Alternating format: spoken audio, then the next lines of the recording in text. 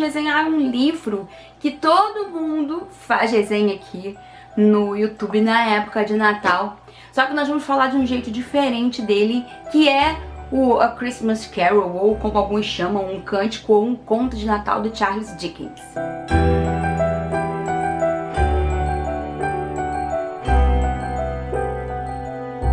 Bom, não sei se você já viu, mas tá rolando sorteio desse livro, não desse exemplar, mas de um exemplar bonitão que eu comprei especialmente para sortear para vocês.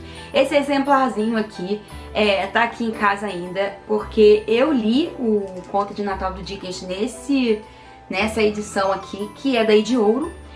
Achei bem boa, assim, não tenho o que reclamar.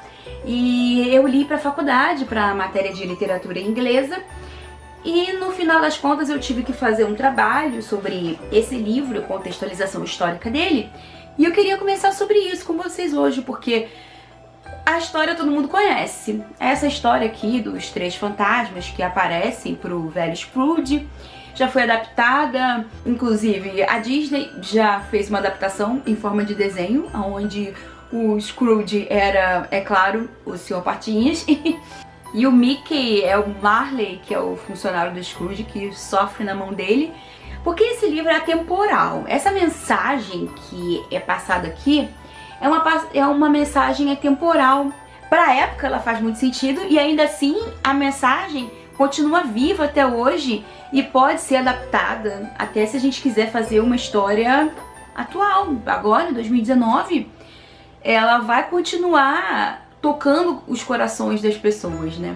Basicamente, vocês sabem o que acontece aqui, né? O velho Scrooge, que é um homem rico e muito ambicioso, se nega a dar dinheiro aos pobres, ele se nega a dar uma folga para um funcionário dele no dia de Natal, e depois de tudo isso ele volta para casa sozinho e ele é visitado por três fantasmas: o fantasma do passado, o fantasma do presente e o fantasma do futuro. E nesses três ele entende porque que ele é daquela forma. O fantasma do passado, ele revê uma coisa muito traumática que aconteceu na vida dele. O fantasma do presente, ele vê a vida do funcionário dele, o que ele passa, porque ele não tinha noção, e o quanto que os comportamentos e as atitudes dele eram mesquinhas e prejudicavam ainda mais a vida desse funcionário. E o fantasma do futuro, que é mostrando pra ele qual vai ser o destino dele se ele continuar agindo da mesma forma. E daí o Scrooge decide ser uma pessoa melhor. O livro é bem fininho, então você consegue ler ele assim, rapidinho, uma sentada, Natal, quiser sentir o clima do Natal, dá um quentinho no coração, né? Então eu vou conversando com vocês aqui e olhando pro computador, porque o trabalho tá aqui, aí a gente vai mais num estilo bate-papo aqui nessa resenha. Como eu tinha dito pra vocês lá na resenha de Orgulho e Preconceito, as leis de cercamento retiraram muitos camponeses das suas terras, né? Os cercamentos eram feitos para poder ter criação de ovelhas que iriam suprir a matéria-prima para a produção industrial. Isso levou os camponeses a buscarem emprego nas cidades, na grande cidade que é Londres.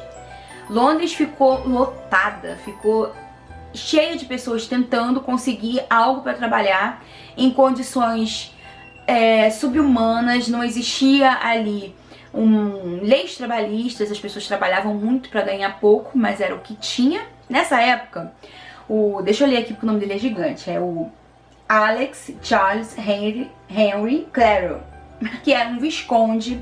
Ele era pensador político, historiador e escritor francês. Ele uma vez foi para a cidade de Manchester e ele descreveu o seguinte, que eu vou ler aqui para vocês. Dessa vala imunda, a maior corrente da indústria humana flui para fertilizar o mundo todo. Desse esgoto imundo jorra ouro puro. Aqui a humanidade atinge o mais completo desenvolvimento e a sua maior brutalidade. Aqui a civilização faz milagres e o homem civilizado torna-se quase um selvagem. Então, para vocês terem uma noção de como as pessoas ficavam horrorizadas quando elas chegavam nas grandes cidades e viam o que tinha acontecido, como que as pessoas estavam vivendo, qual era a situação, né, desses miseráveis, desses pobres miseráveis. Então, como eu disse, corre uma inflação no número de pessoas ali nas cidades, uma grande demanda em busca de trabalho. Se você tem muita gente para trabalhar e você pode selecionar quem vai trabalhar, você tem o poder nas mãos. Você pode fazer o que você quiser, porque você sabe que essa pessoa vai ter medo de perder o emprego dela, porque qualquer um vai aceitar fazer o que ela não está aceitando. Então aí a gente observa condições subhumanas de trabalho, as pessoas passando horas trabalhando, eram exaustivas horas de trabalho, salários que poderiam começar em um valor e do nada serem reduzidos sem qualquer aviso prévio, e tudo isso enquanto uma fração dessa população enriquecia de forma exorbitante. Eric Hobsbawm, no seu livro A Era das Revoluções, ele explica o que significa a expressão "a Revolução Industrial explodiu". Do nada, o poder produtivo é retirado das mãos dos homens e passa a ser realizado em forma de manufatura e de produção em larga escala. E pela primeira vez na história, as pessoas se tornam capazes de produzir algo de forma ilimitada. Assim, a ideia deles era essa. A gente sabe que as matérias-primas são limitadas, mas a ideia era de que enquanto eu tiver, eu posso produzir.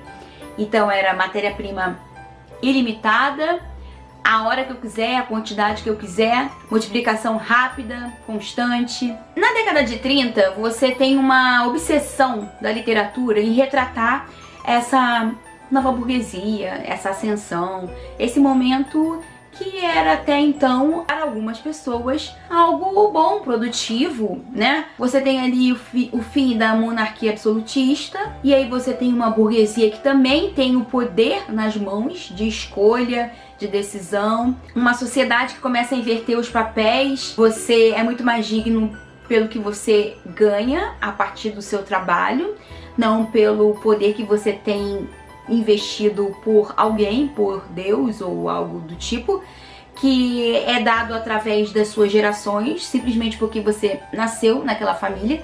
Então começa a ocorrer essa divisão, essa mudança de paradigma. Só que não existia uma corrente ainda que retratasse não só o lado bom dessa mudança, dessa revolução, mas o lado ruim também, que estava sendo meio que escondida, meio que varrida para debaixo do tapete. A partir da publicação do Manifesto Comunista de Marx e Engels, aqueles trabalhadores começam a ter uma noção de que eles podem sim lutar pelos direitos deles, e isso gera também em outros produtores intelectuais da época um ensejo em retratar a vida dessas pessoas. Não só o lado bonito da revolução, mas as injustiças sociais que aconteciam a partir daí. Engels, em A Condição da Classe Trabalhadora da Inglaterra, ele escreveu o seguinte: um dia passei por Manchester novamente, com um desses cavalheiros de classe média. Falei-lhe das desgraçadas favelas insalubres e chamei-lhe a atenção para a repulsiva condição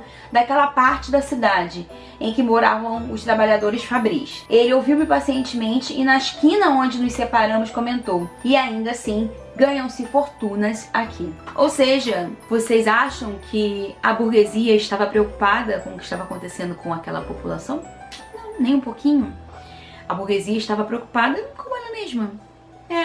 Tá acontecendo tudo isso, mas independente dessa situação, aqui se ganha dinheiro. E aí você vê como que as diferenças sociais, né? Um lugar miserável, as favelas, e ainda assim era um lugar muito bom para fazer fortuna. Bom, esse homem que foi citado por Engels poderia muito bem ter sido a inspiração do Charles Dickens para criar o Sr. Scrooge, porque é um homem que pensa só em dinheiro e ele não tá nem aí. Ele poderia pisar nas pessoas que passam por ele, que estão pedindo dinheiro, que estão na miséria, e ele não tá nem aí, ele quer garantir o dele. Então, assim, não estou dizendo que foi, mas poderia muito bem ter sido. E é a partir daí que a gente entende que era um pensamento comum da época.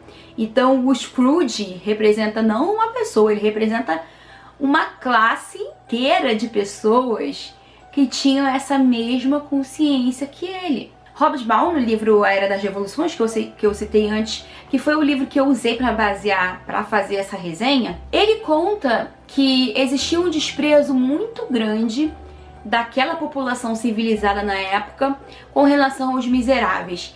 A ideia de que as riquezas estavam ao alcance de todos, bastava você se esforçar um pouco. A ideia da meritocracia, mudam-se os poderes, mas o pensamento continua o mesmo. As pessoas que julgam a aristocracia por sentir merecedora de um poder que não coube a ela, e ela se achar melhor porque ela mereceu estar naquela posição, a mesma coisa acontece com essa classe burguesa e acham que todos poderiam chegar ao mesmo ponto que eles, basta se levantar e correr atrás, quando a gente sabe que não é bem assim o que acontece, né, gente? Hobsbawm diz assim: a ideia era de que a riqueza estava ao alcance de todos e, portanto, aqueles que não alcançavam eram pessoas fracas, preguiçosas e de pouca inteligência. Então aqui o Dickens descreve não uma pessoa, mas um pensamento geral de uma sociedade que era extremamente insensível,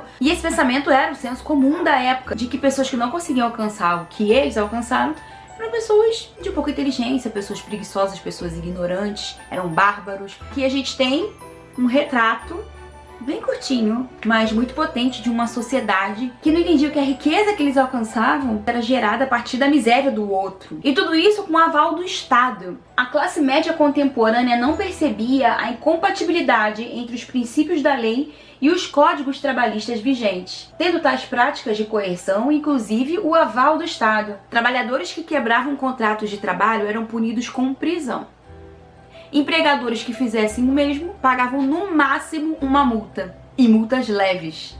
Para Dickens, a destruição da alma humana, que ele retrata aqui como a morte do Scrooge, que a gente pode considerar como um momento de catarse do personagem, representa a morte da alma daquela sociedade, representa a perda dos valores humanos. Bom, num outro livro dele, que é O Conto de Duas Cidades, que eu não tenho aqui, ainda não tenho, mas eu tava vendo um trecho desse livro que é bem conhecido e eu consegui fazer uma ligação com esse contozinho aqui. Ele diz o seguinte: foi o melhor dos tempos, foi o pior dos tempos, foi a idade da sabedoria, foi a idade da tolice, foi a época da fé, foi a época da incredulidade, foi a estação da luz, foi a estação das trevas, foi a primavera da esperança, foi o inverno do desespero. Tínhamos tudo diante de nós, não havia nada antes de nós. Todos íamos direto para o céu, todos íamos direto para o outro lado. Então, gente, com esse final